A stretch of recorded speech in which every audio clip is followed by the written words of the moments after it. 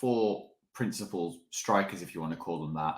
We've got two in Davison and Saunders that will run down a lot. Davison obviously offers a bit more of a physical presence. And then you've got two classier finishers, you would say, in Norris and Dennis, who aren't going to put lots of yards in terms of pace. They need to play in sort of that central channel as well. So you haven't really got somebody who's got those key attributes of that pace and that finishing ability, really, or it doesn't seem to be on the face of it. I think Patrick had a shot in the first half, which was a fairly tame one, straight into the keeper's hands. There was definitely like some action a little bit later on where the ball was bundling around and we had a couple of shots blocked off, and I think it went out for a corner. So, but they were mainly half chances.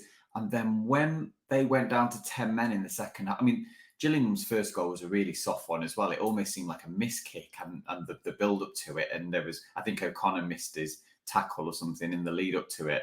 But then, after that, when they went down to 10 men, Gillingham just was so comfortable at sort of nullifying Tranmere in terms of like Tranmere were sort of spraying it around and moving it from side to side, but just not being able to fashion anything. And okay, Tranmere have done it against teams like Walsall already this season, where you put players behind the ball and it's hard to break them down. But it's a concern, isn't it? I mean, while up to today we'd only conceded one, the bottom line is now we've played 5 games and we've scored 3 goals, and all of them have been Amari Patrick goals, haven't they? 2 were against Carlisle. It's just, we did try to pass the ball out from the back. We did try to move the ball. I think in the defensive third and the midfield third, we're okay. And Saidu Khan looked really good. I think he's going to just effectively replace O'Connor straight away in that midfield. I'd be surprised if he doesn't start at Colchester.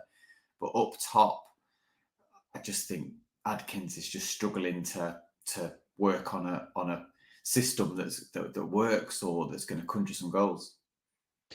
There's just too many similar strikers, aren't there? If you look at that team today, other than Amari Patrick, no one in that starting 11 has any real pace about them. We know that Jennings and Morris in themselves are individually skillful players. They can unlock a defence with a pass or a cross. They're good at dropping into little holes or pockets of space, but they're not going to burst past the defender with a quick sprint and then play the pass, or burst into a position and put the ball in the back of the net. They're just not that kind of player.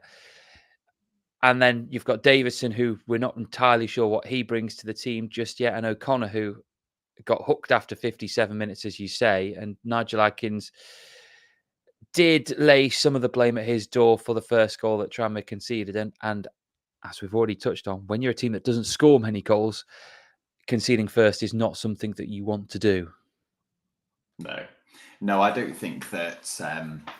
I don't think I hope it was funny actually, because the first half and the first 5 or 10 minutes, Gillingham had their tails up in the first half, and Tranmere effectively sort of got control of the game, managed it, reduced Gillingham to the Tranmere sort of bossed possession. I don't know what the possession stats were, but it felt like we had a lot of the ball.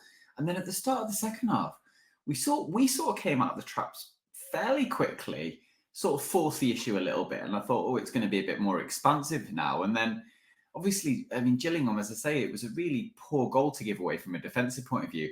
And the second and the third one, well, we were just pushing so hard up the pitch that we just left Turnbull and Calm back, I think, really. And they countered fairly well. But it's I think that Khan is looked, like I say, he came on for O'Connor and added a bit more steel. But yeah, it's just going to be the same old questions, and it'll be the same at Colchester on next Saturday as well. If after having such a good start to the season, and there was almost an excuse for some of the earlier performances in terms of being defensively solid. We were playing County and Vale and Walsall, and we basically got 8 points from 4 games before the international break, with quite a lot of players injured. Whereas now, we need to work on ways to be more effective in that final third. Last season, we were reliant on Apter to a reasonable degree, and we don't have him anymore.